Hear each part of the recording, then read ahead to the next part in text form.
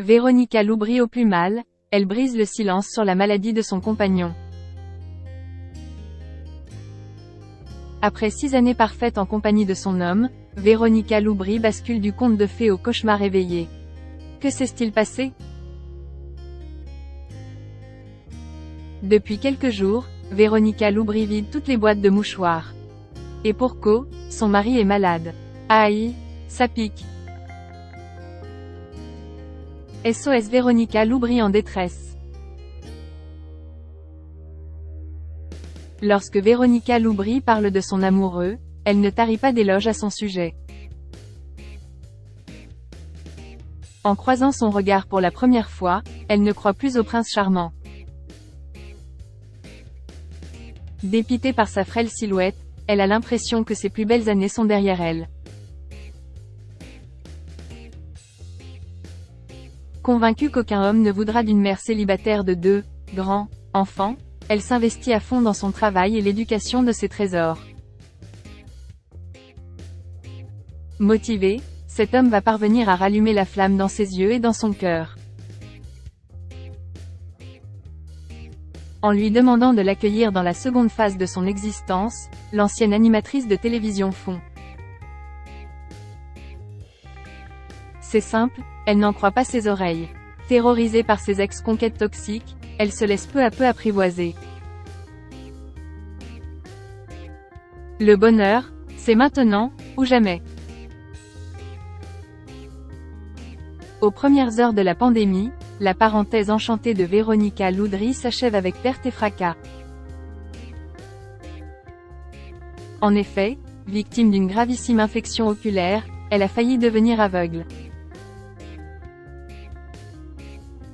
Quelques jours après, la génitrice de son compagnon succombe de cette étrange maladie.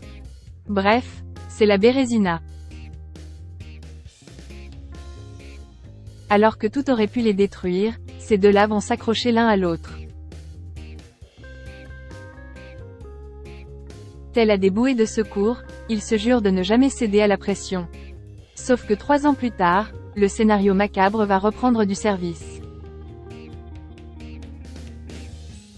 Après avoir tiré un trait sur la petite lucarne, Véronica Loubry se consacre aux hôtels de luxe. Sauf que depuis quelques jours, c'est silence radio. Exit les cocotiers, paysages de cartes postales et autres plages de sable fin.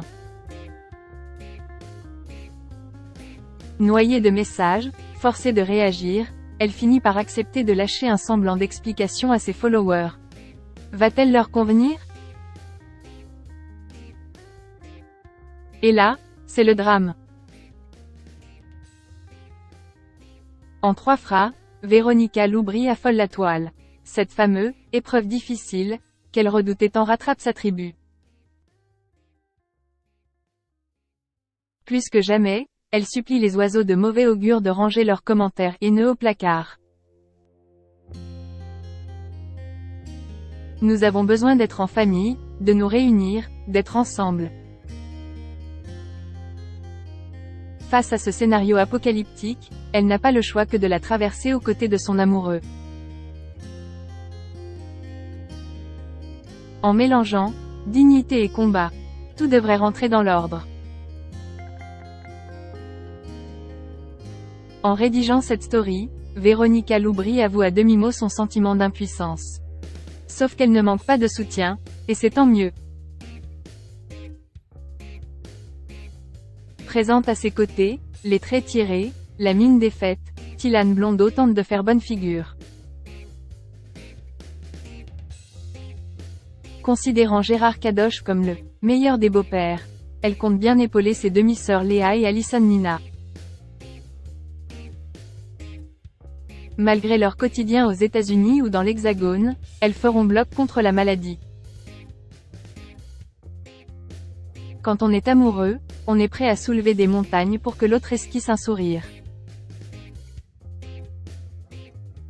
Aussi, durant ces moments d'intense douleur où tous les repères s'effondrent, la rédaction d'Objeco envoie tout son soutien à l'entourage de Véronica Loubry. Promis, on vous donne des nouvelles.